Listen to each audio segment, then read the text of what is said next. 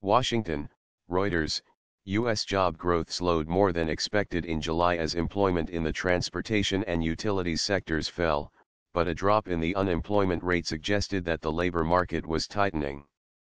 Non-farm payrolls increased by 157,000 jobs last month, the Labor Department said on Friday. The economy created 59,000 more jobs in May and June than previously reported and needs to generate about 120,000 jobs per month to keep up with growth in the working-age population. The unemployment rate fell 0.1 of a percentage point to 3.9% in July, even as more people entered the labor force in a sign of confidence in their job prospects.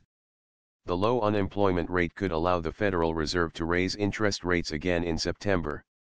The jobless rate had risen in June from an 18-year low of 3.8% in May. Economists polled by Reuters had forecast non-farm payrolls increasing by 190,000 jobs last month and the unemployment rate falling to 3.9%. The slowdown in hiring last month likely is not the result of trade tensions, which have escalated in recent days, but rather because of a shortage of workers. There are about 6.6 million unfilled jobs in the nation. A survey of small businesses published on Thursday showed a record number in July of establishments reporting that they could not find workers.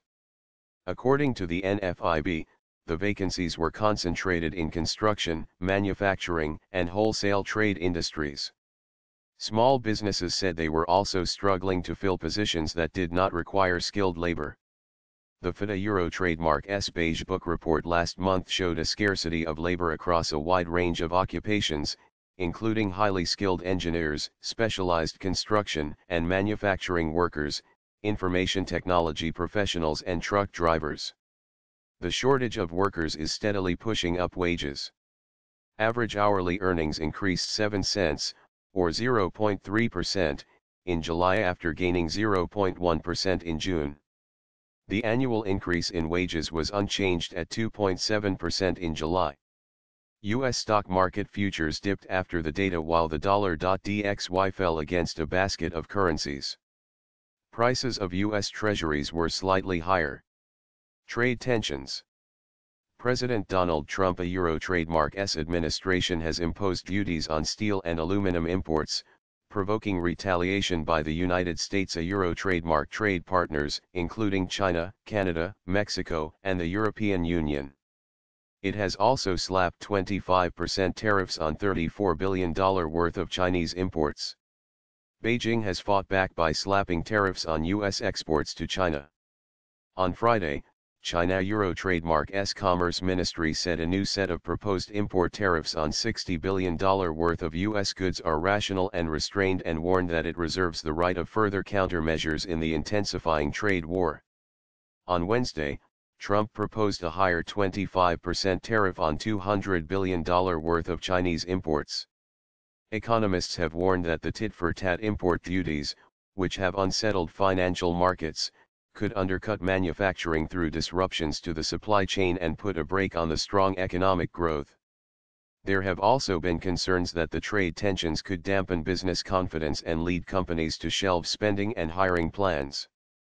But a $1.5 trillion fiscal stimulus, which helped to power the economy to a 4.1% annualized growth pace in the second quarter, is assisting the United States in navigating the stormy trade waters. The Fed left interest rates unchanged on Wednesday while painting an upbeat portrait of both the labor market and economy. The U.S. Central Bank said a Euro-ETH labor market has continued to strengthen and economic activity has been rising at a strong rate. It increased borrowing costs in June for the second time this year. The moderation in employment gains and steady wage growth could ease concerns about the economy overheating, and keep the Fed on a gradual path of monetary policy tightening. The FIDA Euro Trademark's preferred inflation measure, the Personal Consumption Expenditures, PCE, price index excluding the volatile food and energy components, increased 1.9% in June. The core PCE hit the central bank Euro Trademark's 2% inflation target in March for the first time since December 2011. Manufacturing payrolls rose by 37,000 jobs last month after increasing by 33,000 in June. Construction companies hired 19,000 more workers after increasing payrolls by 13,000 jobs in June. Retail payrolls rebounded by 7,100 jobs last month after losing 20,200 in June. Education and health services added 22,000 jobs last month, the fewest since October 2017, after boosting payrolls by 69,000 jobs in June. July Euro trademark's slowdown in hiring reflected a loss of 10,800 education services jobs. Transportation payrolls dropped by 1,300 jobs last month, with transit and ground transportation employment declining by 14,800 jobs. Utilities employment fell for a third straight month and the finance and insurance industry shed 9,400 jobs last month. Government employment fell by 13,000 jobs in July.